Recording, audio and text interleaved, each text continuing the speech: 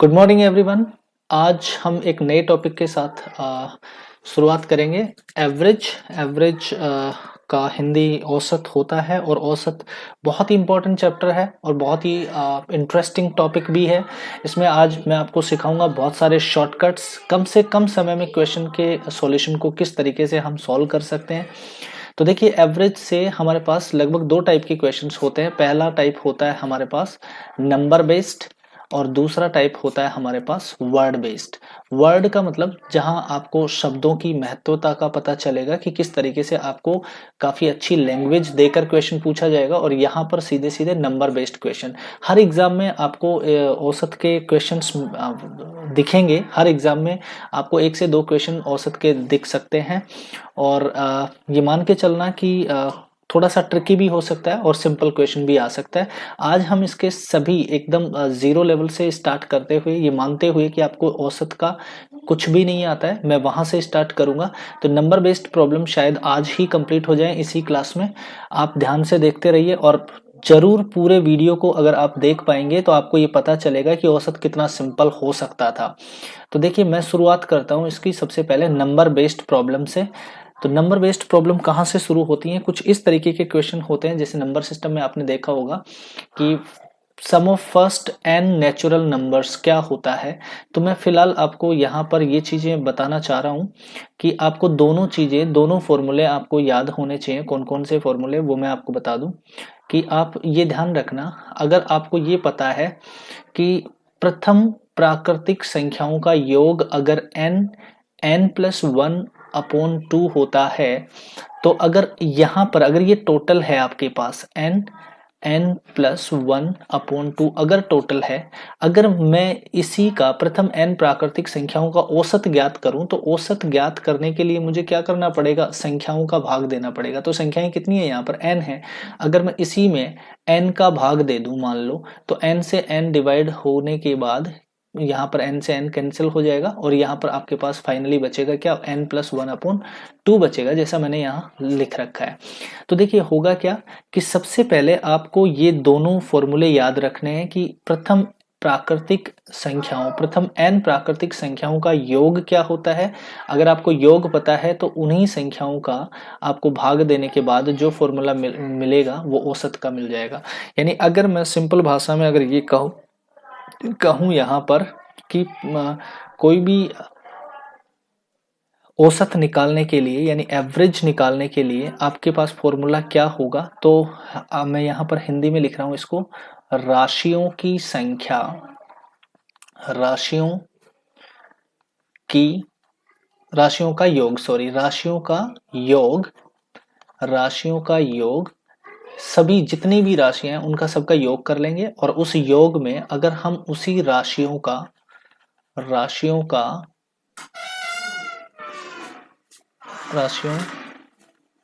की संख्या का अगर भाग देंगे, अगर राशियों की संख्या का अगर भाग देंगे, तो आपको मिलेगा यहाँ पर जो टोटल ऑब्जर्वर्स हैं इनका आपको एवरेज मिल जाएगा। यानी आपके पास राशियों के योग बटा राशियों की अगर संख्या करोगे तो उन राशियों का आपको क्या मिलेगा? औसत मिल जाएगा। तो आपने ये फॉर्मूला, इसका स्टैंडर्ड फॉर्मूला है किसी भी औसत को ज्ञात करने के लिए, राशियों का योग बटा राशियों की संख्या। आपको ये फॉर्मूला ध्यान रखना है। तो यहाँ पर क्या किया गया, पहली स्लाइड में अगर आप देख रहे हैं कि प्रथम n प्राकृतिक संख्याओं का योग अगर मुझे पता है कि प्रथम n प्राकृतिक संख्याओं का योग n+1/2 है, अगर मैं इसी में, यहाँ पर मैंने आपको दिखाया ब्लैक मार्कर से कि n का भाग दिया, मान लो इसी में n संख्याएं थी, n संख्याओं का टोटल ये बना अपने पास, और इसी टोटल में अगर मैंने n का भाग दे दिया तो मेरे पास n से n कैंसिल हो गया ये, और यहाँ पर बच गया n+1/2, ये वाला फॉर्मूला बच गया। तो देखिए, करेंगे क्या हम लोग, सबसे पहले हमें ये पता होना चाहिए कि औसत होता क्या है। तो औसत होता है राशियों का योग बटा राशियों की संख्या।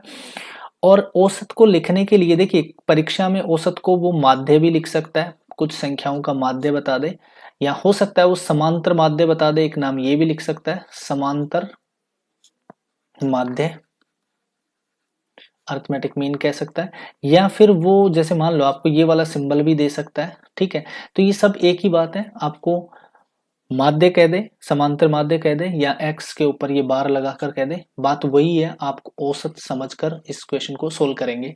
चलिए नेक्स्ट स्लाइड में हम दूसरा फॉर्मूला देखते हैं क्या है। प्रथम n प्राकृतिक संख्याओं के वर्गों का योग। तो देखिए सबसे पहले अगर हम प्रथम n प्राकृतिक संख्याओं का वर्गों का योग करें तो हमारे पास ये फॉर्मूला लिखा हुआ है n+1 इंटू 2n+1/6, ये होगा प्रथम n प्राकृतिक संख्याओं के वर्गों का योग। तो मैं आपको बता दूं कि प्रथम n प्राकृतिक संख्याएं होती क्या है। तो प्राकृतिक संख्याएं, हम नंबर सिस्टम में ये वैसे पढ़ने वाले हैं, प्राकृतिक संख्याओं को हम कैपिटल N से डिनोट करते हैं, और ये जो सेट बनता है वो सेट शुरू होता है 1 से, 1 2 3 4 ऐसे चलते जाता है ये। और इसी सेट को हम क्या कहते हैं, जो काउंटिंग्स होती है हमारी एक से स्टार्ट होती है, ठीक है, जो नंबर 1 2 3 4 इस तरीके से जाकर इनफाइनाइट तक जा रहे हैं, इन्हीं नंबर्स को हम प्राकृतिक संख्याएं कहते हैं। यहां ध्यान रखें कि हमने जीरो को शामिल नहीं करा है, ठीक है। तो नेचुरल नंबर्स 1 से स्टार्ट होते हैं और इनफाइनाइट तक चले जाते हैं, इनको हम कहते हैं प्राकृतिक संख्याएं। अगर हम इनके वर्गों का योग करें तो देखिए ये बड़ा मुश्किल है। अगर 15-20 संख्याएं दे दी हमें तो उनका हम यहाँ पर योग करना बड़ा मुश्किल हो जाएगा कि 1 का स्क्वायर करें, फिर 2 का स्क्वायर करें, फिर 3 का स्क्वायर करें। इस तरीके से हमारे को जो सॉल्यूशन निकल के आएगा वो काफी टाइम लेगा। तो उस टाइम से बचने के लिए जो हमने यहाँ पर फॉर्मूला देखा है वो है n+1 2n+1/6। तो ये इनका योग हुआ। अब इसी योग में जैसे मान लो मैंने कहा कि राशियों का योग बटा राशियों की संख्या, अगर मेरे पास योग है n+1 और 2n+1, अगर ये योग है मेरे पास, अगर मैं इसमें 6 का भाग दे दूं, अब इसी में अगर मैं भाग दे दूं जितनी संख्याएं थी उनका, तो संख्याएं कितनी है मेरे पास, संख्याएं कहता है भाई 6, टोटल n है, n का अगर मैं भाग दूं तो n से ये वाला n कैंसिल हो जाएगा। अब आपके पास बच क्या जाएगा, यहाँ पर 1 है, 1 का अगर यहाँ 6 से गुणा भी करोगे तो 6 ही रह जाएगा। तो फाइनली आपके पास फॉर्मूला बन के रह जाएगा ये वाला। यहाँ से ऊपर वाले में n एक्स्ट्रा है, ध्यान रखना योग में, और यहाँ पर n नहीं है, क्यों, क्योंकि n का भाग लग गया, n से n कैंसिल हो गया। तो जो प्रथम n प्राकृतिक संख्याओं के वर्गों का औसत आएगा वो आएगा n+1 इंटू 2n+1/6। इसको भी आपको याद रखना है। नेक्स्ट आता है प्रथम n प्राकृतिक संख्याओं के घनों का योग।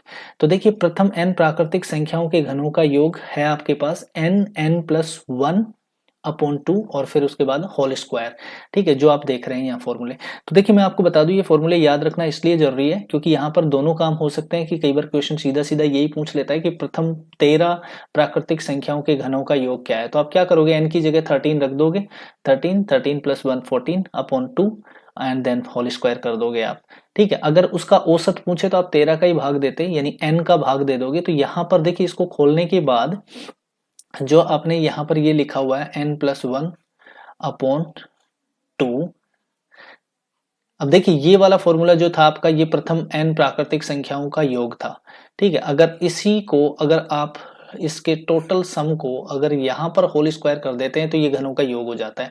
अगर इस योग में अगर आप n का भाग दे दो तो आपके पास क्या निकल के आएगा, औसत, एवरेज निकल के आएगा, ठीक है। अब इस एवरेज को किस तरीके से सोल्व किया जाएगा कि ये आपका होल स्क्वायर निकलेगा यहाँ से, तो ये क्या निकल के आएगा, देखिए n² इसका, और नीचे यहाँ पर n+1 का स्क्वायर, और बटा में क्या रहेगा, यहाँ पर 4 हो जाएगा ये, तो मैं 4n कर सकता हूँ इसको, n से n ये स्क्वायर कैंसिल हो जाएगा, और ये आप देख लीजिए फॉर्मूला यहाँ क्या बच गया,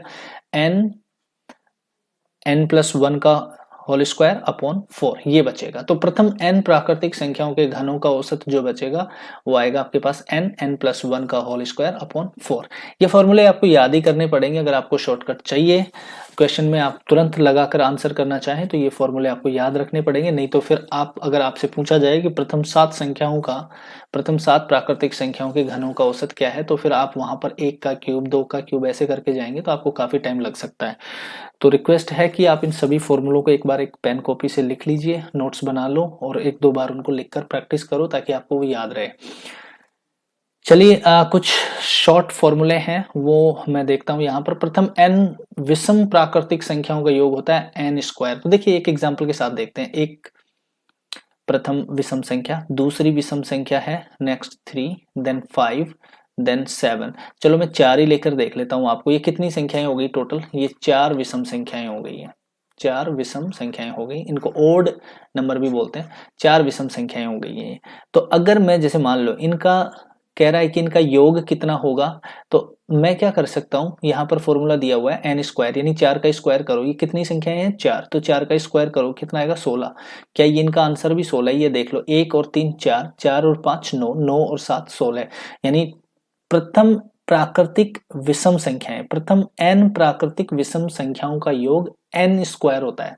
अगर मैं ये कह दूं कि प्रथम 25 विषम संख्याओं का योग क्या होगा, तो मैं 25 का स्क्वायर कर दूंगा, 625 आंसर आएगा।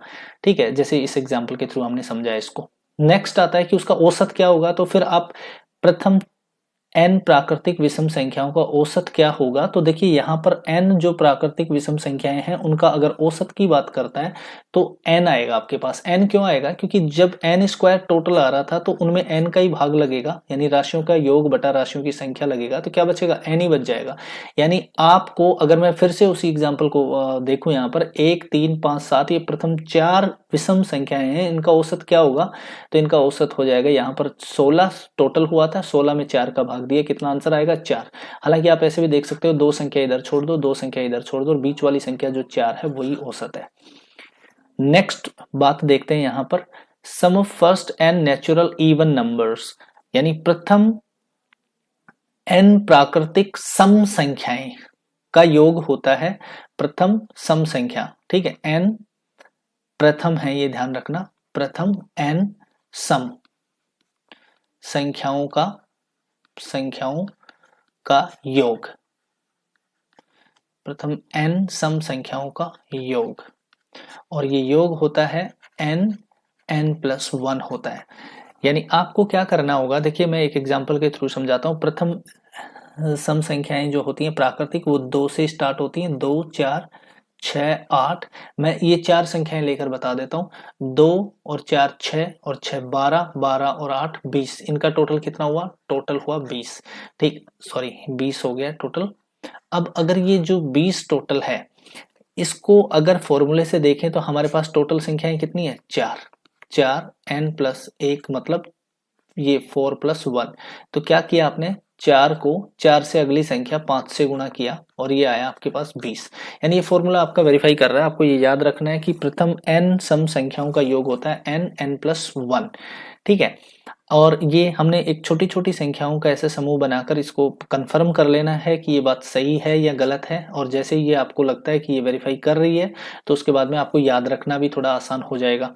अगर फिर इनका औसत ज्ञात करना हो, मान लो अगर इसी का, ठीक है, इसी वाले क्वेश्चन का सम संख्याओं का, प्रथम n सम संख्याओं का अगर एवरेज ज्ञात करना हो यानी औसत ज्ञात करना हो, तो क्या करोगे, n+1 था, अगर इसमें n संख्याओं का ही भाग लग जाए टोटल में तो आपके पास बचकर आएगा mn+1, ये आपका रहेगा औसत। तो प्रथम n प्राकृतिक संख्याओं का जो औसत आएगा वो आएगा आपके पास n+1। नेक्स्ट देखते हैं हम, प्रथम n विषम संख्या, प्रथम n विषम प्राकृतिक संख्याओं के वर्गों का योग। तो देखिए ये क्या है कि 1 का वर्ग, सॉरी 1 का वर्ग, फिर उसके बाद में विषम संख्या है तो 3 का वर्ग, फिर उसके बाद में 5 का वर्ग, फिर उसके बाद में 7 का वर्ग, इस तरीके से चलेगा ये।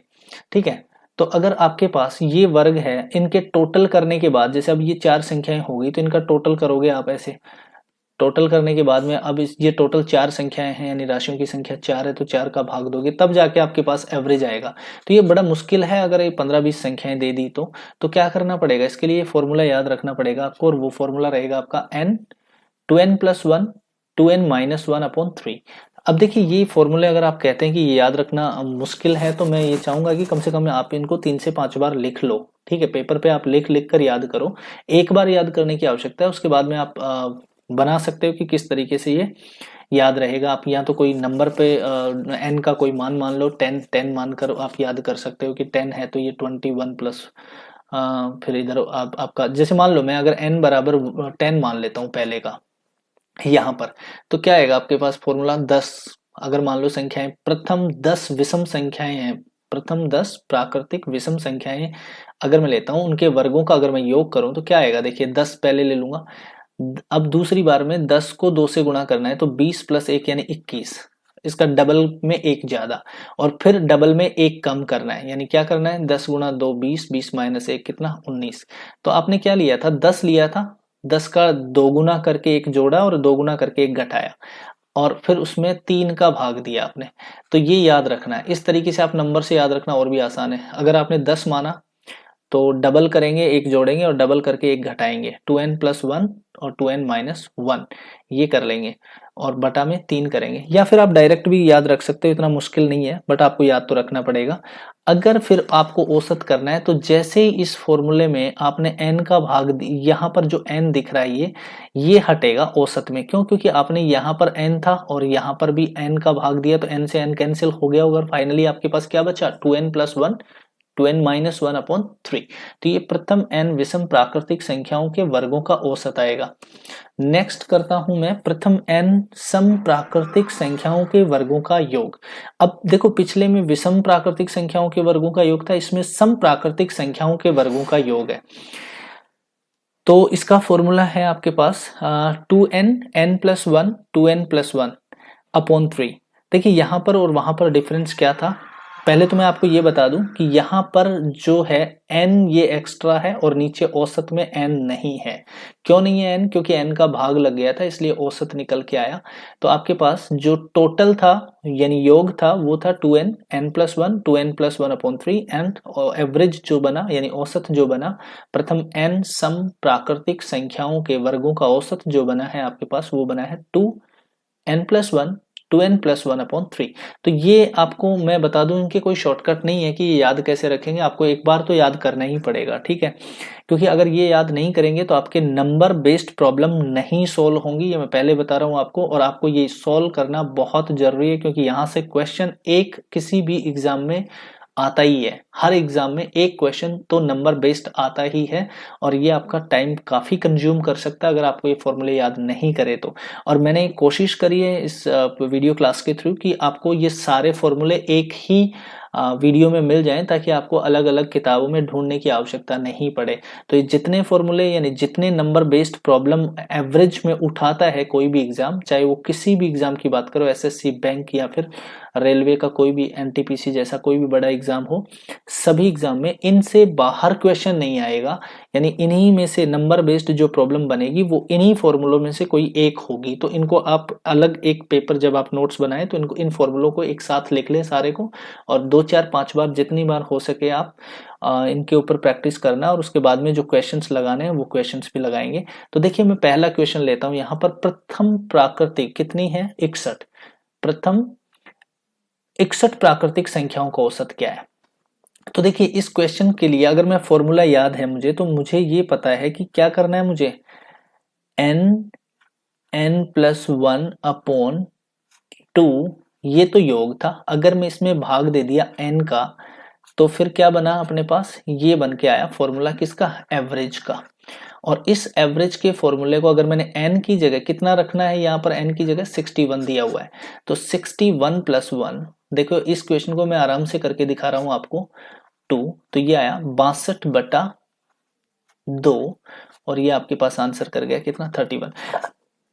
अगर फॉर्मूला याद है तो आप इतना जल्दी आंसर कर पाएंगे, और अगर फॉर्मूला याद नहीं है तब भी मैं आपको बताता हूं। देखिए प्रथम अगर 61 प्राकृतिक संख्याओं का औसत पूछा है तो आप यहां देखना एक बार, 1 2 3 4 5 ऐसे ले लेता हूं मैं 5 संख्याएं, प्रथम 5 प्राकृतिक संख्याएं हैं, तो उनका औसत क्या होना चाहिए आपके हिसाब से, पहली संख्या और लास्ट की संख्या का जोड़ दिया आपने, फर्स्ट एंड लास्ट संख्याओं को जोड़ा आपने, कितना आया, 1+5/2 कर दिया, कितना आया आंसर, 6/2, और आंसर 3। यहां पर अगर एक चीज देखेंगे, देखिए मजे की बात यह है कि दो संख्याएं इधर छोड़ दी, दो संख्याएं इधर छोड़ दी, और बीच की संख्या क्या होती है, एवरेज होती है हमेशा। तो ये ध्यान रखना, ये तब तक लगेगा जब तक समांतर श्रेणी है, यानी अंतर सबका समान है। तो यहाँ पर देखिए एक का अंतर है सब में, यानी ये 1 के बाद 2, 2 के बाद 3, 3 के बाद 4, 4 के बाद 5, ठीक है। तो ऐसी जब भी सीरीज बनेगी तो उसमें जितने नंबर इधर हैं उतने ही नंबर आप इस साइड छोड़ दो, बीच वाला नंबर क्या होगा, औसत होगा। फिलहाल मैं इस क्वेश्चन को यहाँ ऐसे भी कर सकता हूँ और मैं ऐसे भी कर सकता था। अगर 61 जब संख्याएं हैं, तो देखिए 61 संख्याएं हैं मान लो, तो मेरे पास 30 संख्या इधर होंगी, यहाँ कोई नंबर होगा और 30 संख्याएं यहाँ होंगी, तो टोटल 60 हो गई। और ये जो संख्या है वो क्या है, एक एक्स्ट्रा संख्या, यानी टोटल संख्याएं कितनी हो गई, 61 हो गई। तो देखिए अगर मैं यहाँ से 30 ले लिया तो ये 31 होगी, फिर यहाँ से 32 से लेकर और ये लास्ट का जो नंबर होगा वो 61 होगा, यानी 30 संख्याएं इधर रह गई मेरे पास, 30 संख्याएं इधर हो गई 60, और ये एक 31, 61 संख्याएं टोटल कर गई। तो 30 इधर छोड़ दो, 30 इधर छोड़ दो, बीच वाली जो संख्या है वो कौन सी है, 31 है, और वो 31 ही क्या है, एवरेज है। तो इस तरीके से आप देख सकते थे। ये आपके पास थोड़ा सा देखने का तरीका है कि किस तरीके से आप बिना फॉर्मूले भी आंसर कर सकते थे इस क्वेश्चन का। चलिए नेक्स्ट में देखता हूं, 1 से 35 के सभी विषम संख्याओं का औसत ज्ञात करो। तो पहली बात तो ये देखना है आपको यहाँ पर इस क्वेश्चन के लिए, 1, 3, 5, 7 ऐसे करते हुए अगर आपके पास 35 के, ठीक है, मतलब 1 to 35, 1 से 35 तक कितनी संख्याएं ऐसी हैं जो विषम है, तो आपको ये देखने को मिलेगा कि यानी 1 से लेकर 35 तक टोटल कितनी संख्याएं ऐसी हैं जो विषम संख्याएं हैं। तो यहां पर आप ऐसे देखो कि एक आपने काउंट किया, फिर 3 काउंट किया, फिर 5 काउंट किया, फिर 7 काउंट किया, मतलब बीच में एक एक नंबर गैप है, कौन सा, 2 का, 4 का, 6 का, 8 का, इस तरीके से यहाँ पर 34 यानी 34 होगा। तो आपके पास 1 से 35 तक टोटल नंबर कितने होते हैं, 35, जिसमें आधे नंबर किसके होंगे, सम संख्या, और आधी संख्याएं कौन सी होंगी, विषम संख्या। यानी अगर आपको यहाँ काउंटिंग देखनी है 1 2 3 4 5, तो आप देख रहे हो ये कौन सी है, ऑड, ये कौन सी है, इवन, ये कौन सी है, ऑड, और फिर उसके बाद कौन सी आ रही है, इवन, और फिर कौन सी आ रही है, ऑड। यानी एक बार विषम संख्या है, एक बार सम संख्या है, विषम सम विषम ऐसे चलता है, एक के बाद एक। तो कहने का मतलब पूरी 35 की 35 विषम संख्याएं नहीं है, इसके बीच में आधी सम है और आधी विषम है। लेकिन अब आपको यहाँ पर थोड़ा सा कैलकुलेशन में दिक्कत आ सकती है, क्योंकि 1 से लेकर 36 तक और 1 से लेकर 35 तक बराबर विषम संख्याएं होती हैं, क्योंकि जो अगला नंबर है वो 36 सम है, तो वहां सम बढ़ेगा, विषम नहीं बढ़ेगा। तो आपको करना क्या है इसके लिए, आपको सिंपली एक काम करना है कि अगर आपके पास 1 से 35 तक, अगर मान लो ये 36 होती तब भी कोई दिक्कत नहीं था, तो टोटल अब अगर मैं यहां से 1 से लेकर 36 तक संख्याएं देखता तो टोटल संख्याएं कितनी हो जाती, 36। तो 36 में आधी यानी 18 तो क्या थी, ओड, ओड का मतलब विषम, और 18 ही क्या होती, इवन, यानी सम संख्याएं होती। ठीक है, तो यहां पर तो आपको आधी आधी संख्या करने में कोई तकलीफ नहीं है, बट यहां पर संख्या कितनी है, 35 है। तो आप मुझे ये बताइए कि 35 तक 18 संख्या तो हो जाएंगी क्या, ओड, और जो 17 संख्याएं होंगी वो क्या होंगी, इवन होंगी। 17 संख्याएं इवन यानी सम होंगी, और 18 संख्याएं क्या होंगी, विषम होंगी। ये ऐसा क्यों बताया हमने, क्योंकि देखिए 35 तक 1 से स्टार्ट हुआ है, ठीक है, और ये 35 नंबर है, ये विषम हो गया यहां तक, यानी विषम पर एंड कर रहा है, तो विषम का एक नंबर बढ़ गया, ठीक है। तो एक ज्यादा आ रहा है किससे, सम से। सम अगर 17 है तो 18 क्या होंगी, विषम होंगी। अब 36 वाले में क्या होंगी, 36 वाले में दोनों बराबर हो जाएंगी। फिर 37 वाले में क्या होंगी, फिर 19 हो जाएंगी, और एक ज्यादा हो जाएगी, यानी हम स्टार्ट विषम संख्या से कर रहे हैं, इसलिए यहां पर एक विषम संख्या ज्यादा मिलेगी आपको। या इसका अगर आप शॉर्टकट देखना चाहो तो आप ये देख सकते हो कि पहली और अगर विषम नंबर हो, अगर वो कहे कि 1 से 35 तक, 1 से 51 तक, 1 से 101 तक, यानी अगर ये लास्ट वाला नंबर विषम दे दे तो पहली और लास्ट को जोड़ लो। यानी आपको क्या करना है कि नंबर ऑफ ओड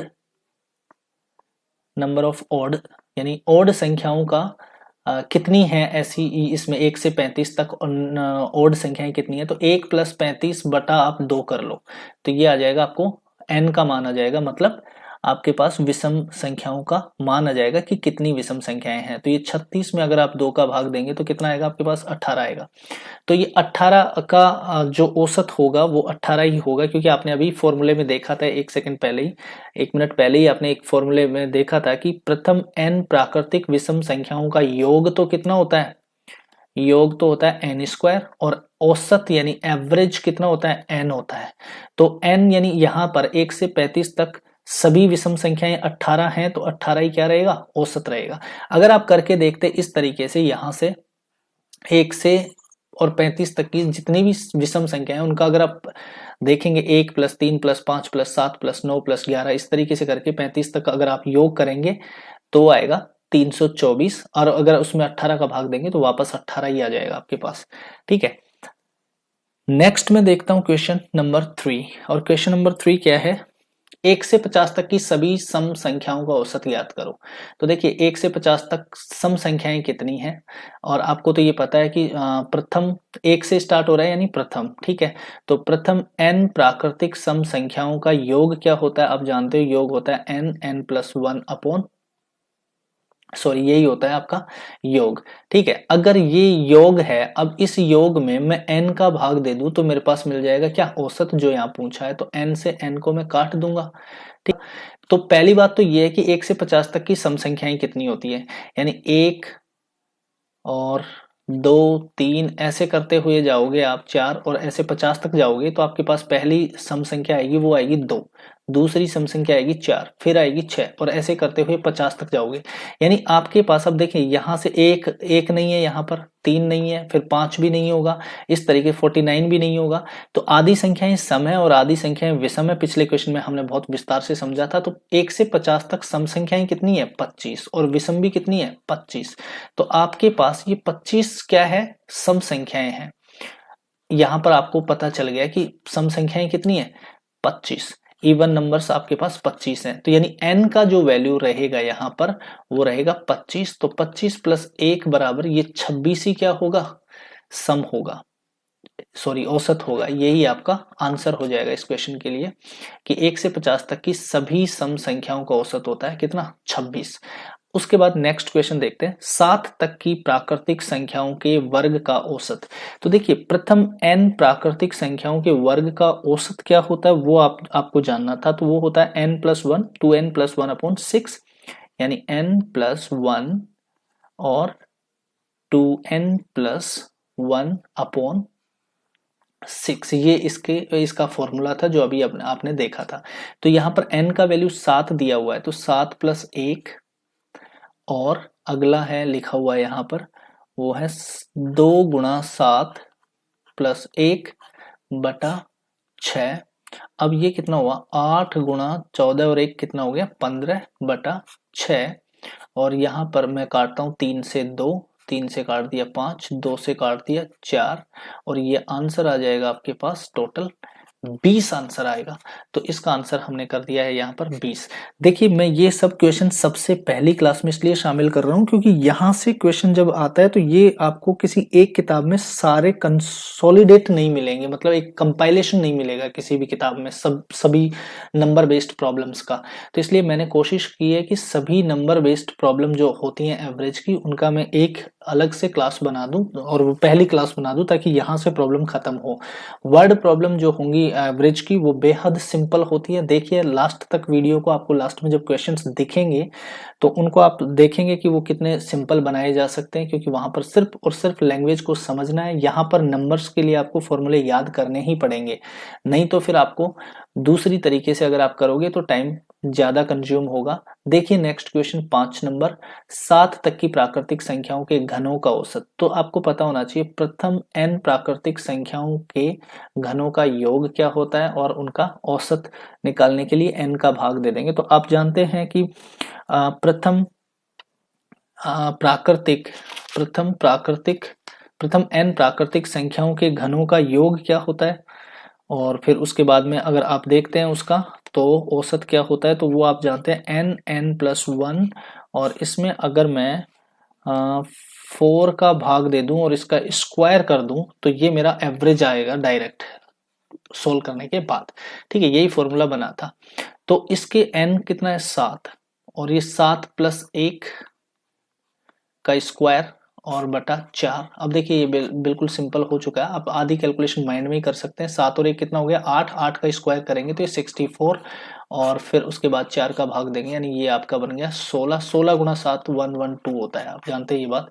तो इसका आंसर सी कर देंगे। नेक्स्ट क्वेश्चन देखते हैं 6 नंबर, प्रथम 11 सम क्रमागत संख्याओं के वर्ग का औसत ज्ञात करें। तो देखिए इस बार ये प्राकृतिक संख्याओं के घन का औसत ये करने के बाद यहाँ पर सम क्रमागत संख्याओं का औसत दिया हुआ है।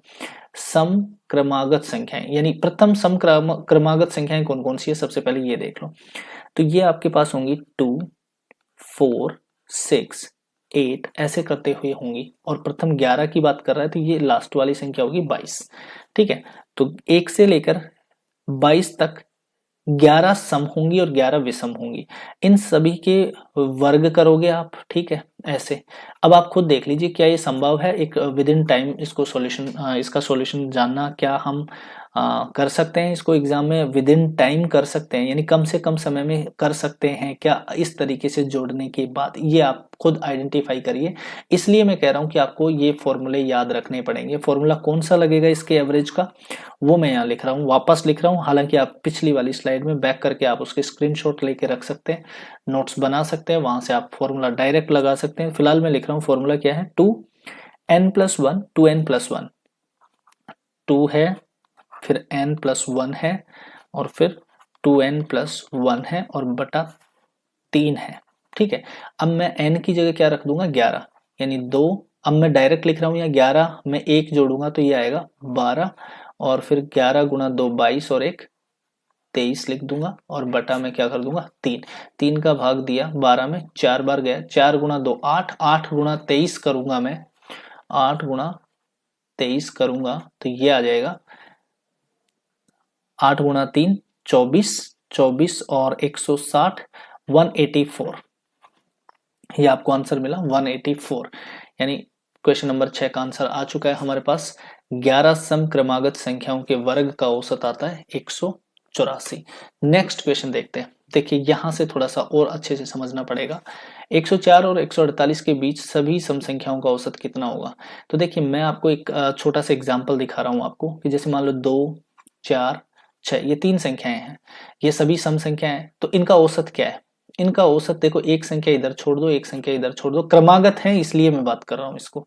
ठीक है, तो ये 4 क्या रहेगा, औसत रहेगा। ये हम पहले भी देख चुके हैं, समांतर श्रेणी में ऐसा होता है, जितनी संख्याएं इधर हैं उतनी संख्याएं राइट हैंड साइड में छोड़ दो, बीच वाली संख्या औसत बन के आती है। क्या क्या तरीके हो सकते हैं, 2 + 4 + 6, इस बात को समझना, शॉर्टकट अपने आप मिलने लगेंगे। और कितनी संख्या है, 3, तो 3 का भाग दे दो, कितना आएगा, 6 और 4 10 और 2 12, 12/3, कितना है आंसर 4। एक तो तरीका ये था कि इस तरीके से अगर संख्याएं हो तो सबको जोड़कर 3 का भाग दें, या जितनी संख्याएं हैं उसका भाग दें, आंसर मिल जाएगा औसत, पहली चीज। दूसरी चीज क्या थी कि हम डायरेक्ट ऐसे भी कर सकते हैं, पहली संख्या 2 और लास्ट वाली संख्या कौन सी है 6, और अब मैं 2 का भाग दे दूं तो ये कितना है, 8 में 2 का भाग दोगे तब भी कितना आएगा 4। यानी अब आपके पास एक चीज मिल चुकी है, और वो चीज क्या है, देखिए यहां पर दोबारा मैं एक दूसरे एग्जाम्पल के साथ समझाना चाहता हूं इस क्वेश्चन को। 2 4 6 8 10, मेरे पास ये संख्याएं टोटल कितनी है, 1 2 3 4 और 5 संख्याएं हैं। तो 5 में मैं 2 इधर छोड़ दूं, 2 इधर छोड़ दूं, लगातार सम संख्याएं हैं इसलिए ये नियम लग सकता है। तो बीच वाली संख्या क्या है 6, ये आपका औसत है। पहली बात, एक तो शॉर्टकट जो आप जानना चाहते थे वो ये है, वो कहे कि प्रथम 5 सम संख्याओं का औसत कितना होगा। तो प्रथम 5 सम संख्याओं का औसत होगा 6।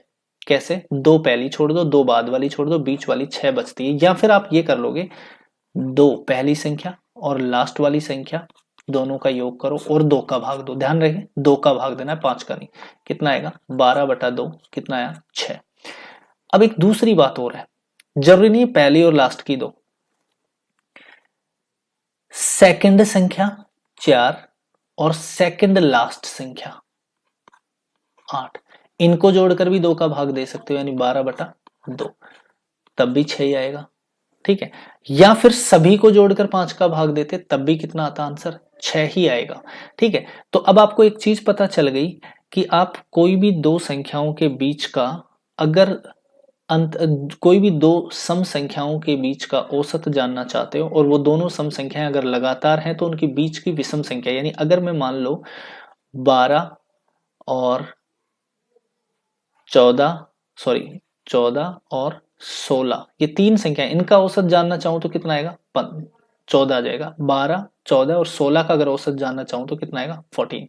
लेकिन अगर मैं 12 14 16 और 18 का औसत जानना चाहूं तो अब ये संख्याएं होगी 4, तो 2 संख्या यहां छोड़ दो, 2 संख्या यहां छोड़ दो। अब 14 और 16 के जो बीच में संख्या है ना, वो कौन सी है 15, ये एवरेज होती है। ये एवरेज होगी। आप चाहें तो 14 और 16 को जोड़ो, 30 होंगे, 30 में 2 का भाग दो, 15 आपको औसत मिल जाएगा।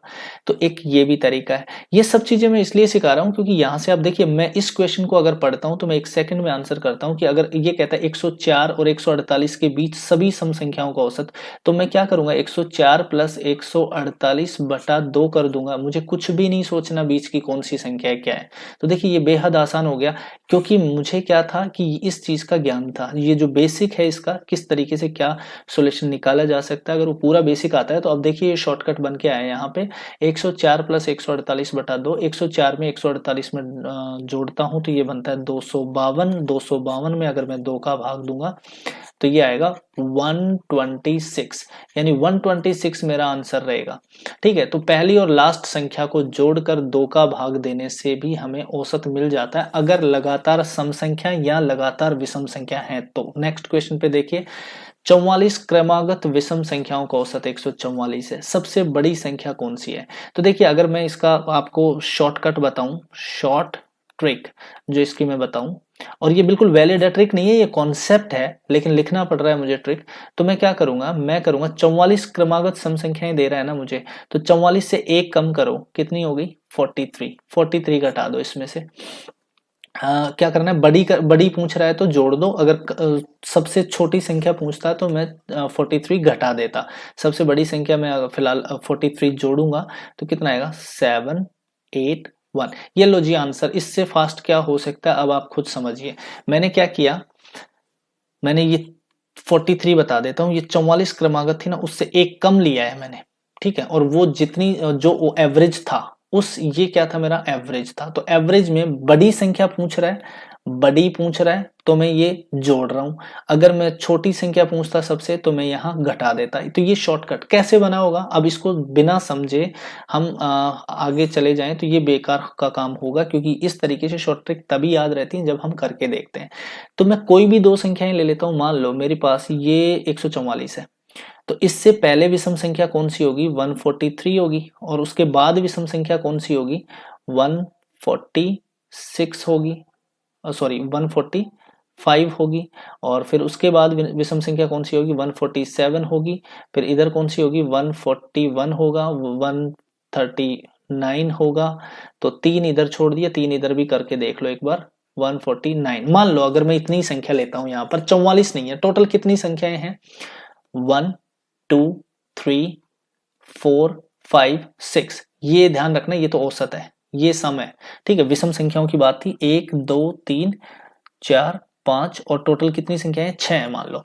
तो अब देखिए यहां पर ये औसत है आपका, तो औसत से अब वो अगर मान लो ये क्वेश्चन 44 की जगह इस तरीके से कहता है कि 6, टोटल संख्याएं कितनी है विषम 6, 6 क्रमागत विषम संख्याओं का औसत 144 है, तो सबसे बड़ी संख्याएं कौन सी हैं।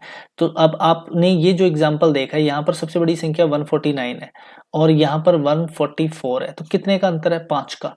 ये 5 का ही अंतर क्यों है, अगर इसमें से ये घटाया तो ये 5 का ही अंतर क्यों आया है, 5 का अंतर इसलिए आया है क्योंकि संख्या 6 थी, 6 में से 1 कम किया गया है, तो ये शॉर्ट ट्रिक बन के आई। अच्छा, आप किसी पर भी ट्राई करके देख लीजिए। मैं अगर मान लो यहां पर ले लेता हूं, पहले एक संख्या ले लेता हूं, मान लो 7 ले लेता हूं, 9 ले लेता हूं, फिर उसके बाद में 11 ले लूं, फिर उसके बाद में 13 ले लूं, फिर उसके बाद में 15 और 17 और मैं 19। ये 1 2 3 4 5 6 7 संख्याएं हैं टोटल। अब इन 7 संख्याओं का औसत क्या है, इनका औसत है 13। अब वो कह दे कि ये एवरेज है, वो इस तरीके से अगर आपको क्वेश्चन देता है कि कोई भी 7 लगातार विषम संख्याओं का औसत अगर 13 है तो सबसे बड़ी संख्या क्या होगी। तो आप देखिए सबसे बड़ी संख्या क्या होगी, टोटल नंबर कितने हैं 7, तो 7 में से 1 कम करो, कितने आ जाएंगे 6। अब आप क्या करना है, औसत में 6 जोड़ो, कितना आएगा बताओ, ये 19 आ रहा है कि नहीं आ रहा। तो इसका मतलब क्या किया आपने, सीधा सीधा आपने औसत में जितनी क्रमागत संख्याएं हैं उसमें से 1 कम करके जोड़ते हो तो बड़ी संख्या, और अगर मान लो इसमें से ये घटाते हो 7 में से 6 तो आपके पास छोटी संख्या मिलती है। तो ये तो आपके पास एक शॉर्ट ट्रिक शानदार बन के आ गया कि इस टाइप का बहुत सारे क्वेश्चन आते हैं, और अब यकीन मान के देखना आप इसको किस तरीके से करेंगे। ठीक है, आप ज्यादा से ज्यादा ये लगा सकते हैं कि मान लो मेरे पास 144 ये संख्या है, तो 44 टोटल क्रमागत संख्याएं, तो 22 संख्याएं इधर होंगी और 22 संख्याएं इधर होंगी। ठीक है, अब आप ऐसे लगाओगे 145 147, तो ये अब सुबह से शाम हो जाएगी, इस तरीके से आंसर नहीं आएंगे, आपको कुछ ना कुछ शॉर्टकट मारने पड़ेंगे। 2 सेकंड का क्वेश्चन था, आपने सीधा सीधा ये देखना था। देखिए इस क्वेश्चन के लिए जो आपके पास सॉल्यूशन था वो यही था, ये सॉल्यूशन था। ठीक है, और इस सॉल्यूशन के लिए मैं फिर से करके दिखाता हूं कितना कितना फास्ट ये होगा। जैसे आप कमेंट में करते हैं कि फास्ट किस तरीके से करें क्वेश्चंस को, तो देख लीजिए क्वेश्चन अगर आपके पास शॉर्ट ट्रिक नहीं है तो कितना टाइम लेगा। मैं समझाने में ज्यादा टाइम इसलिए ले रहा हूं ताकि आपका एग्जाम में उतना ही समय बचे। देखिए 44 क्रमागत विषम संख्याओं का औसत 144 है, तो बड़ी संख्या क्या है, तो संख्याएं कितनी है क्रमागत 44, 44 से एक कम करो 43। क्या पूछा है, बड़ी संख्या, तो 144 माइनस 43, सॉरी प्लस, कितना आएगा 4 और 3 7। ऑप्शन में एक ही ऐसा है जिसके इकाई का अंक 7 है, आंसर करो ये लो 187 आंसर हो गया इतना। अगर मान लो ये कम पूछता तो मैं इसमें 43 लेस कर देता और आंसर कर देता। ठीक है, तो ये आंसर करने का तरीका है, इसको आप अच्छे से अगर सुन रहे होंगे, मेरी बात अच्छे से समझ रहे होंगे, तो मुझे लगता है आपका ये बहुत सारा समय बचाएगा किसी भी एग्जाम में। नेक्स्ट क्वेश्चन देखते हैं। चलो वर्ड बेस्ड प्रॉब्लम खत्म हुई हमारी, अब कुछ मैं आपको सॉरी नंबर बेस्ड प्रॉब्लम हमारी खत्म हुई है। अब मैं आपको कुछ वर्ड बेस्ड प्रॉब्लम्स को समझाना चाह रहा हूँ, और वर्ड बेस्ड प्रॉब्लम यानी शब्दों में किस तरीके से पिरोता है एग्जाम, तो उनके कुछ छोटे छोटे एग्जाम्पल्स मैं यहाँ शुरू कर रहा हूँ, और ये एग्जाम्पल्स बेहद मतलब आपकी स्पीड को बूस्ट करेंगे। जिस तरीके से मैं समझाने की कोशिश करूं उस तरीके से समझना। हालांकि आपको पता है कि औसत का फॉर्मूला क्या होता है, राशियों का योग बटा राशियों की संख्या। आपने देखो, अगर आपने यहाँ पर 35 इस क्वेश्चन के लिए जो कह रहा है, एक बल्लेबाज अपनी पहली दूसरी तथा तीसरी पारी में क्रम से 35 45 और 37 रन बनाता है, तीनों पारियों का औसत रन संख्या कितनी है, अगर वो ये कह रहा है। तो आप देखिए आप क्या करते हैं, आप 35 प्लस 45 प्लस 37 बटा 3 करते हैं भाई यहाँ पर, और अब आंसर क्या करते हैं, आप इन सबको जोड़ते हैं, आप 5 और 5 10 और 7 17, 3 और 4 7, 7 और 3 10, 10 और 1 11, 117 में 3 का भाग देते, और अब आप यहाँ पर आगे देते कितना आएगा 3 और फिर 9। तो ये आप आंसर कर रहे थे। मैं ये कह रहा हूं कि इस क्वेश्चन के लिए काफी आसान है, क्यों, क्योंकि डेटा आपके पास छोटा है। ठीक है, लेकिन मैं इसको आपको एक आदत डाल रहा हूं कि एक दूसरा पैटर्न जो आपकी इस कैलकुलेशन को और भी सिंपल कर दे, वो मैं दिखाना चाहता हूं। आपके पास नंबर कौन कौन से हैं, देखिए आपके पास पहला नंबर है 35, दूसरा नंबर है 45 और तीसरा नंबर है 37, जिनका आपको औसत चाहिए। तो इन तीनों का औसत आप अपनी मर्जी से कुछ भी मान लो। जैसे मैं मान लूं एक इनके बीच सबसे बड़ी संख्या 37 है और सबसे छोटी संख्या 35 है, तो मैं इन संख्याओं के बीच में कोई भी एक ऐसा सिंपल नंबर एवरेज मानता हूं। मैं मान लेता हूं इनका एवरेज कितना है, मैंने ये माना है, ध्यान रखना ये है नहीं, मैंने ये एवरेज मान लिया 40 है, मान लो इनका एवरेज। अब 40 अगर औसत है तो यहाँ 35 है, यानी होना कितना चाहिए था, यहाँ पे 40 होना चाहिए था। तो यहाँ पर कितना ऐड करूंगा मैं, यहाँ पर मैं करूंगा 5 ऐड करूंगा, और यहाँ पर आपके पास 40 होना चाहिए था जो औसत है, तो लेकिन है यहाँ पर कितना 45, तो इसका मतलब यहाँ में से मैं 5 घटा दूं। यानी देखो अगर मैं यहाँ से 5 लेकर इसको दे दूं तो दोनों 40-40 हो गए, और एवरेज का मतलब भी यही होता है कि सबके पास समान होना चाहिए। तो 40 अगर हमने माना है तो 35 वाले को तो 5 देंगे और 45 वाले से 5 लेंगे, इसलिए मैंने इसमें से माइनस करेंगे, इसमें हम जोड़ेंगे। लेकिन यहां पर क्या करेंगे, यहां पर हम वापस 3 देंगे। ठीक है, तो अब हमें इसकी कैलकुलेशन की कोई आवश्यकता नहीं है।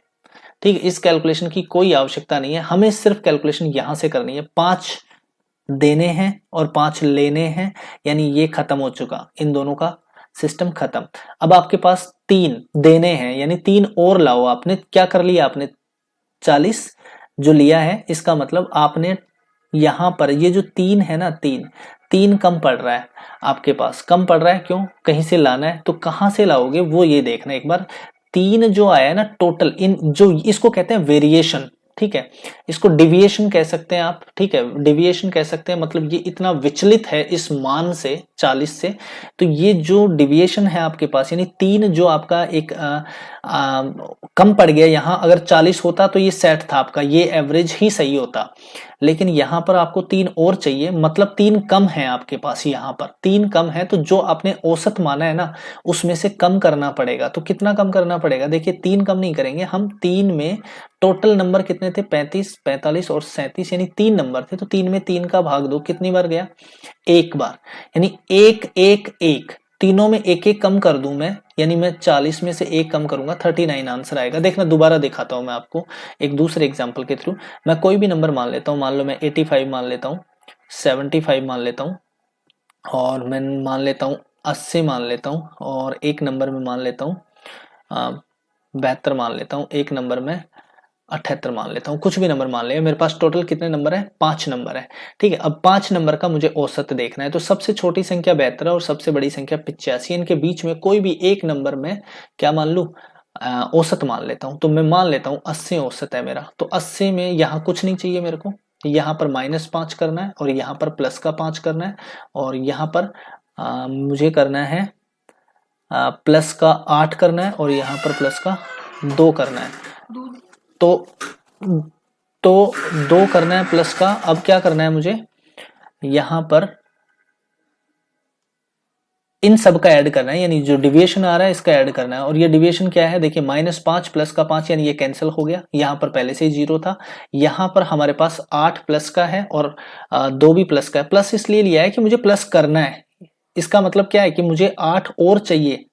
ठीक है, इसके 80 एवरेज बनाने के लिए मुझे 8 और चाहिए, जो कि मेरे पास यहाँ ऊपर कहीं पर भी नहीं है, और यहाँ पर भी 2 चाहिए, यानी टोटल कितना चाहिए मुझे, 10 चाहिए। कितने नंबर के लिए, 1 2 3 4 5 नंबरों के लिए 10 टोटल चाहिए, यानी 5 का अगर मैं भाग दूं तो मुझे कितना चाहिए, 2 और चाहिए 80 बनाने के लिए। अब 2 मेरे पास है नहीं, तो एवरेज भी 80 नहीं है, 80 में से 2 कम कर दो, एवरेज कितना है, 78 है। अगर आप इसका मान लो, वैसे अगर आप जोड़कर करना चाहो तो करके देखिए एक बार, 85 और 75 को जोड़ना, यहां से जोड़ना शुरू करो, 2 और 8 10, और 10 ऊपर है, 5 और 5 तो 20 का 0, 2 कैरी कर लेंगे, 8 7 15, 15 और ये 8 7 15 30, 30 और 7 37, 37 और 2 39 हो गया।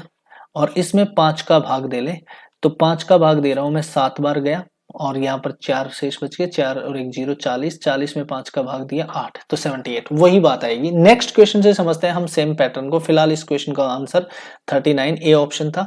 चलिए नेक्स्ट क्वेश्चन को देखते हैं। 5 इलेक्ट्रॉनिक दुकानें हैं जिनमें क्रमशः 20 30 60 80 और 50 टीवी सेट है। प्रत्येक दुकान में औसत टीवी सेट की संख्या क्या है। तो देखिए मेरे पास ABCD 5 दुकानें हैं, और इनमें क्रम से कितना कितना है, 20 30 60 80 और 50। ठीक है, और इनका औसत मांग रहा है कि सिंपल बात यह है कि इन सभी नंबर्स का औसत ज्ञात करना है। तो आप इन सबको जोड़ करके 5 का भाग दोगे तो आपके पास औसत आ जाएगा जो भी होगा। फिलहाल मैं जो आपको नई टेक्निक सिखा रहा हूँ वो टेक्निक आपको बहुत काम देने वाली है। थोड़ा सा समझने में हो सकता है आपको टेक्निकलिटी हो, थोड़ा सा परेशानी हो सकती है, बट इसको ध्यान से सुनने की कोशिश करना। Highest number 80 and lowest number 20। तो मैं क्या कर सकता हूँ, 80 और 20 के बीच में कोई भी एक ऐसा नंबर मान लेता हूँ। मान लो मैं 50 को मान लेता हूँ। क्या मान लूँ, 50 को मैं एवरेज मान लेता हूँ। ठीक है, मैंने माना 50 एवरेज है। अभी ये आंसर नहीं है, ध्यान रखना, मैंने ऐसे ही मान लिया 50 एवरेज है। तो यहाँ कुछ चाहिए नहीं, कुछ नहीं चाहिए, 50 का 50 आ चुका है, 0 चाहिए यहाँ पर।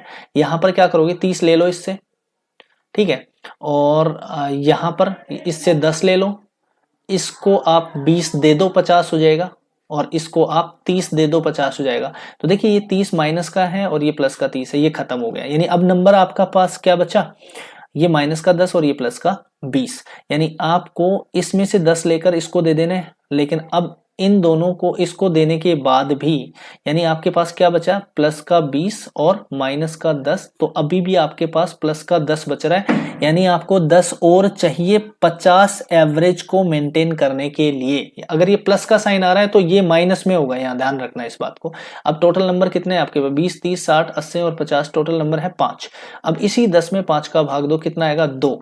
यानी 2 प्लस के चाहिए थे आपको सभी में 2 और जोड़ते आप, तब जाके आपका एवरेज कितना बनता 50। अगर नहीं जोड़ सकते तो क्या करोगे, एवरेज जो 50 है उसमें से ये 2 घटा दो, ठीक है, और आपका 48 आंसर कर लो। ठीक है, अब आपका काम ये है कि अगर आपको इसको चेक करना है तो 20 और 30 50, 50 और 60 कितना होता है 110, 110 और 80 होता है 190, 190 और 50 होता है 240, 240 में 50 का भाग दे देना, आपका 48 एवरेज आ जाएगा। वो आप जानते थे पहले से वो तरीके, ठीक है, तो आप उस पर ट्राई करना। मैं क्वेश्चन नंबर 11 पर चल रहा हूँ। देखिए अब आपके पास क्वेश्चन है, इस तरीके का क्वेश्चन एक बार एग्जाम में हिट हुआ था, ये बार बार इसलिए पूछा जाता है इस टाइप के एग्जाम में ताकि यहाँ पर कैलकुलेशन में आपको थोड़ा सा तकलीफ हो। तो मैं इस क्वेश्चन के लिए कोई रिस्क ना लेते हुए मैं इस क्वेश्चन को आपको ऐसे करना सिखाता हूँ कि आप इन सबको जोड़ लो, 1.11, 0.01, फिर उसके बाद में 0.101, फिर उसके बाद 0.001, फिर उसके बाद 0.11। अब देखिए ये 3 3 डिजिट है तो आप इसमें सब में 3 3 डिजिट बना लो, 0 लगा लो लास्ट में ताकि आपको तकलीफ नहीं हो जोड़ने में। और आप जोड़ना शुरू करो, इधर से यहाँ पर आएगा 1 और 1 2, यहाँ पर 1 1 और 1 1 कितना हो गया 3, और यहाँ पर भी 3 हो जाएगा और ये पॉइंट 1। अब आपने राशियों का योग बटा राशियों की संख्या जो सुन रखा है उसी को आप एवरेज निकालने के लिए कर लेना, कितना है 1.332 अपॉन संख्याएं कितनी है टोटल 5, तो 5 का भाग दो आप, 13 में 5 का भाग देंगे, देखिए यहाँ पर 1 है भाग नहीं जा रहा तो 0 पॉइंट ये तो लग ही जाएगा, और अब 13 में अगर 5 का भाग देंगे 2 बार जाएगा, 3 शेष, 3 में 3 33, 33 में अगर 5 का भाग देंगे तो 6 बार जाएगा, फिर 3 रह गया 32, तो फिर आपको 6 बार और चला जाएगा, और 32 मतलब 20 करेंगे तो आप इसको 4 बार चला जाएगा, यानी ये आंसर आ जाएगा आपके पास। तो इसमें कोई रिस्क नहीं लेनी है, जोड़कर करना है इस तरीके के, बहुत केयरफुल करना है इसको। उसके बाद नेक्स्ट क्वेश्चन देखता हूँ 12 नंबर। अब इसमें मैं लगाऊंगा वापस आपको वो सेम पैटर्न जो मैं आपको सिखा रहा था। 7 है, 11 है, 15 है, और फिर x है जो आपको फाइंड करना है, और 14 है, फिर 21 है, एंड देन वी हैव 25, और औसत क्या है 15। अब आपको कह दिया है 15 औसत चाहिए, तो देखिए यहां पर कितना करना है आपको, प्लस का 8 करना है, यहां पर कितना करना है प्लस का 4 करना है, और यहां पर कुछ नहीं करना, पहले से ही 15 है। यहां पर अभी हम देख लेंगे कितना करेंगे, यहां पर हमें प्लस का 1 चाहिए, और यहां पर माइनस कर देना इसमें से 6, 15 बच जाएगा, यानी 15 15 बनाना है इन सबको। इसको 15 बनाने के लिए प्लस करना है, इसको 4 प्लस करना है, यहाँ पर 0 करना है, इसको हम अभी ज्ञात करेंगे कितना आएगा ये, ठीक है। यहाँ पर 25 जो है तो इसमें हम कर देंगे माइनस का 10। अब आप देख लो प्लस माइनस टोटल कितने हैं, तो आपके पास प्लस के हो गए 8 और 12, सॉरी 8 और 4 12 और 1 13, तो 13 तो हो गए प्लस के, और माइनस के 10 और 6 16, तो आपके पास फाइनली रिजल्ट कितना आ गया माइनस के 3। यानी आपके पास अब की बार रिजल्ट किस में आया, माइनस में आया। पहले दोनों क्वेश्चन जो हमने करे थे इसी पैटर्न से उनमें हमने प्लस किया, प्लस में आ रहा था जो डिविएशन था, तो यहाँ पर डिविएशन जो आया आपका वो आया -3।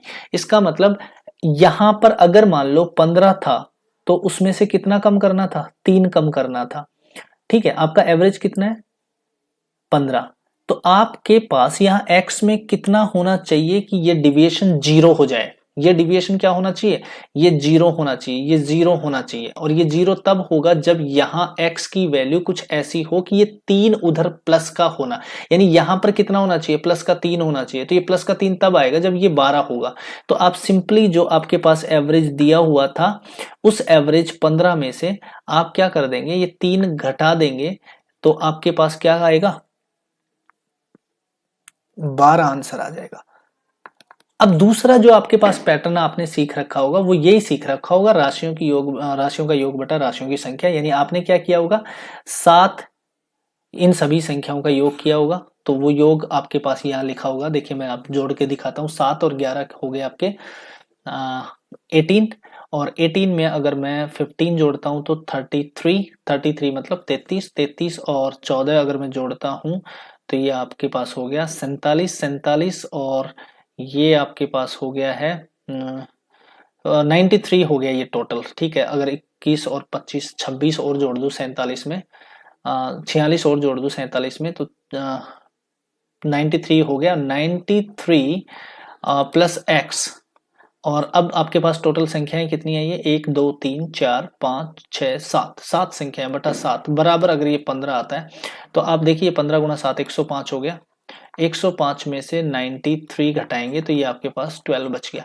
तो ये इस तरीके से करना था आपको, या तो ठीक है, या फिर आप डायरेक्ट अगर इसकी आप एक दो बार प्रैक्टिस करते हैं तो मुझे नहीं लगता ये टाइम लेगा। देखिए आप यहाँ पर ही करना शुरू कर सकते हैं कि यहाँ पर अगर 15 चाहिए तो यहाँ पर 8 है और यहाँ पर 4 12, यहाँ पर कुछ नहीं 12 हो रखा है, फिर यहाँ पर एक 13, 13 में से यहाँ पर 6 एक्स्ट्रा है तो माइनस कर दिया 7, 7 है और ये 10 एक्स्ट्रा है तो अभी माइनस का 3, यानी -3 करो 15 में से आंसर 12। ये देखो आपने, मैंने कुछ लिखा ही नहीं है। अगर आपको ये डिविएशन समझ आता है तो आप इस तरीके से करेंगे। मैं उम्मीद करता हूं कि आप इस टेक्निक को समझ पा रहे होंगे, और अगर नहीं समझ पा रहे तो मैं एक दूसरा वीडियो बना दूंगा स्पेशली इस टेक्निक के लिए, आप मेरे को कमेंट में लिखना।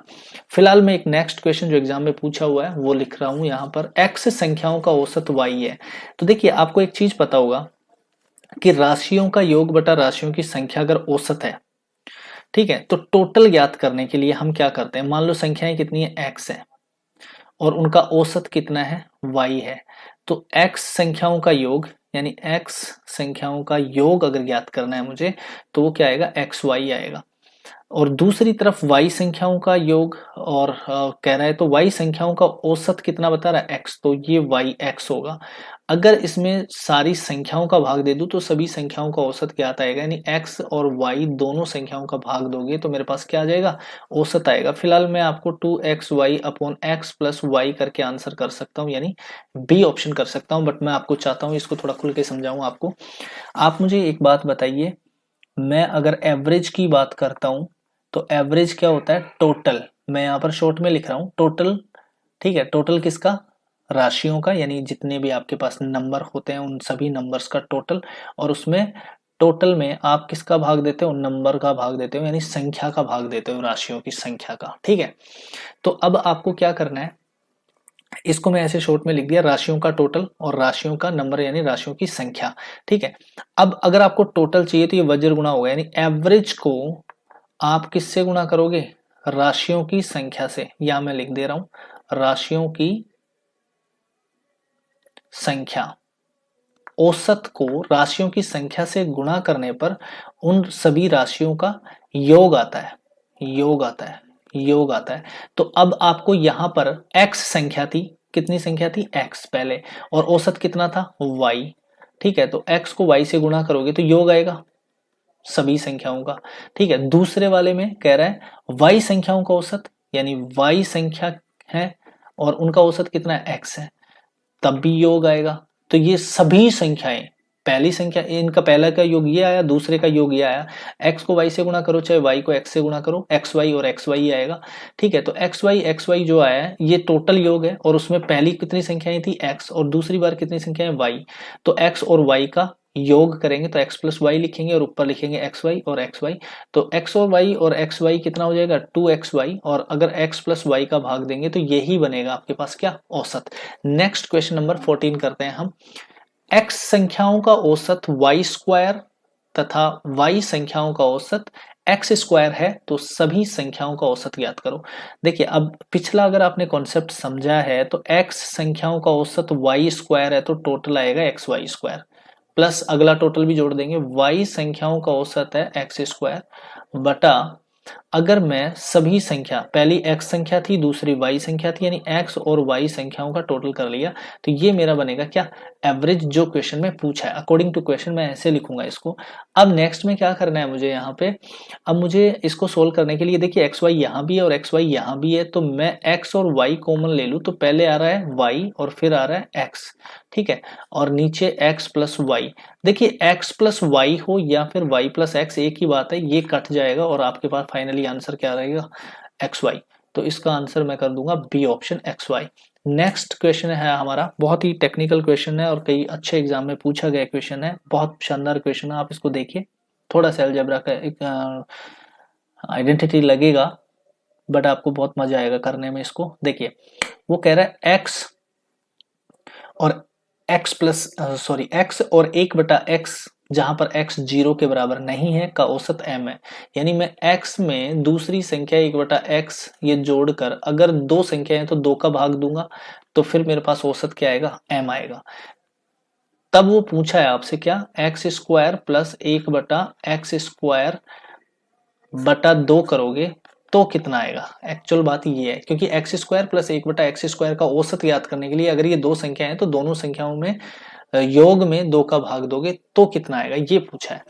तो अब इसको मैं अगर देखता हूं, पहले ये दिया हुआ है आपके पास, ये गिवन है, ठीक है। तो इसको मैं सोल्व करता हूं। यहां से x प्लस 1/x बराबर होता है, 2 को m से गुणा करोगे तो 2m। अब अगर मैं इसका स्क्वायर पर जाऊंगा तो ये क्या करूंगा, दोनों तरफ स्क्वायर करूंगा, ये अलजेब्रा में पढ़ेंगे हम। फिलहाल आप एक काम कर लेना, एक्स स्क्वायर प्लस 1/x² बराबर होता है, इसका स्क्वायर में से 2 कम होगा, ये 2m² - 2, ठीक है, ये इतना हो जाएगा। अब इसमें अगर मैं 2 का भाग देता हूं, ये हमसे पूछा गया, यानी ये टोटल आ गया। अब इसमें दोनों संख्याओं का 2 का भाग दे दूं तो इसी का मैं औसत ज्ञात करूंगा, तो क्या आएगा, 2m² -2 और ये मैं फाइनली यहाँ लिख दूंगा, 2m² की जगह आएगा ये 4m² - 2/2, और यहां से मैं कॉमन ले लूंगा 2, तो फिर ये आएगा मेरे पास m² - 1 और ये बटा में रह गया 2, 2 से 2 कैंसिल, और फाइनली जो आंसर करूंगा मैं वो करूंगा, यहाँ पर आएगा 2, सॉरी। तो यहाँ पर मैं फाइनली जो आंसर करूंगा वो आएगा 2m² - 1। देखिए काफी अच्छा क्वेश्चन था, सी ऑप्शन इसका आंसर रहेगा। इसके बाद हम नेक्स्ट कल करेंगे, और ये उम्मीद करता हूँ कि ये क्लास आपको काफ़ी अच्छी से समझ आई होगी, ठीक है। तो आप ये सभी क्वेश्चन, एक भी क्वेश्चन छोड़ना मत, इन्हीं क्वेश्चन से एग्जाम में क्वेश्चंस पूछे जाएंगे, और कोशिश की है मैंने अच्छे से समझाने की। फिर भी अगर कहीं कोई आपको लगता है कि कहीं कोई गैप है तो आप कमेंट करके ज़रूर बताएं।